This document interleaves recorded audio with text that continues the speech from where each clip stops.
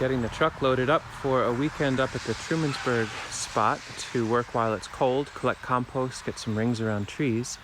And before I head out on this somewhat dreary, rainy morning, I thought I would turn some compost for the chickens. It's been a while since we've looked at this whole system. It's kind of a mess a little bit. It's early spring, things haven't really greened up yet, but all the systems are functional. The hens overall seem really healthy and happy. And so I thought I'd turn some compost and share with you lovely folks in case you're interested. Thought I'd take a look first at this carport, which now has the poly pulled back quite a bit. Some of that I pulled back myself to get some air in. Some of the wind helped a bit more, but it's been stable this way for a few weeks. Lots and lots of airflow through, and the main reason for that is I was working in some ways too well. It was getting too hot in there. When this flap was over and closed across the front, I'll link here to where you can see a video showing that. Very informal, but it kept the heat in so effectively that it was overheating this space. It was uncomfortable to be in here. And so letting the air through, we're not adding any more food scraps, we're just turning. And let's see, I am 6 feet tall. It is 8 feet tall in the middle. I'm bumping my head on this on the side. So it is quite full with compost. And this far north end, this material is absolutely lovely. When we turn it, it's still a little bit warm. In fact, it feels quite reasonable to just handle it at this point. But basically, it's really ready for spring use. Tons of charcoal mixed throughout. The hens have picked out every last sprout. And there's many yards of this material, beautiful, ready to go material, let alone the 20-30 yards probably of material upslope. So real win for the price of $0 for a carport. Part of the reason I wanted it to start cooling off in here is the nitrogen levels were too high, the heat was too high, and it was starting to really knock back the health and vigor of the red wiggler population that we had been really stewarding in a nice way, very informally, but making sure that their needs were being met. And so in a fair bit of this space now, it is a very active composting space. You can see the steam coming off, probably. Not as intense as it was before, but it's hot enough that it's kind of steaming the seeds, steaming the worms, making for a relatively weed-free or seed-free compost at the far end, but with a little bit less biology than what we'd like to see and that the chickens would enjoy.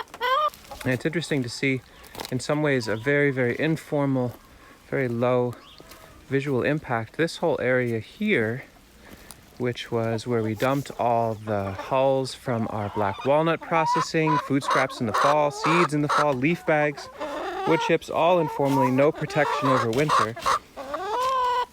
But there was enough material here that when I open it, there are worms all throughout. Let me see if I can get another shot of that. So this is a good example, even in a cold climate, without getting too fussy about the details. In the fall, when there's an overabundance of organic matter, there's tons of leaves, there's lots of maybe veggie scraps from local farms, maybe folks are clearing out manure piles, maybe there's old grain that can be had. Basically, very informal deposition of material.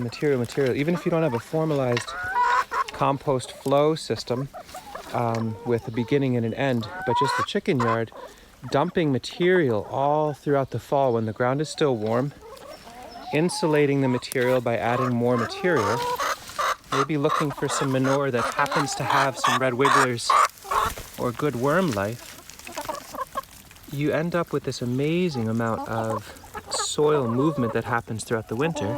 Excuse me, ladies. And this incredible backup of high-value food for hens in the spring. Each one of those hay forks teeming with worms is through this entire space now. We're about a foot higher than grade on average, 2 or 3 feet in some spots, so I have no idea what the numbers would be, but I would guess it's millions and millions of worms that just live here without any more inputs. This is our main walkway, and we dump a little bit less food scrap here, but we definitely dump lots and lots of wood chips, so there's a little bit less worm activity, but I see millipedes, arthropods, all little characters, basically like little shrimp for the hens throughout here too. So we don't really want to be walking on wet food scraps through every walkway, but even here it can be carbon sponges absorbing nutrient, can add charcoal to crush it with our feet as we walk, and there's still some food value for our hens. This is a great space as well. If we have extra seed, we'll throw it on the sides and let that sprout. They can scratch and eat it. When I come back this weekend on Sunday, I'll be getting compost from 2 different spots, maybe 3. So it'll be a full truckload of food scraps. It will go into the back area now, which is just a mess of wood chips, sawdust, and raw food scraps, rather than our winter flow of going into this carport, because we really want to start having this wind down, finalize, and be ready to leave. That panel will open up once the ground warms up a bit, and we'll just start moving wheelbarrow load after wheelbarrow load. There's probably a few hundred back in there. But that'll kickstart the flow again. More raw food scraps for the hens. Right now they're picking through, what was here for the last few days. Sasha soaked some grain. That's what they're working on right there, which will sprout. But for now, I think I'll shush up and turn this over to Chicken TV and just turn some compost. Let the hens enjoy, and you can too.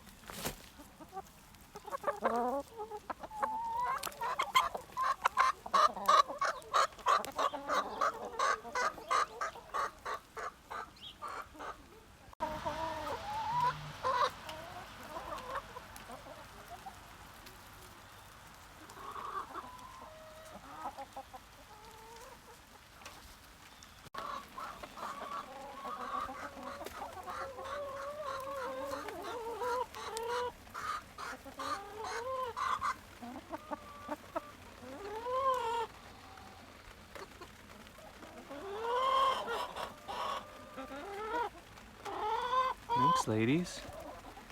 Thanks for being part of all that.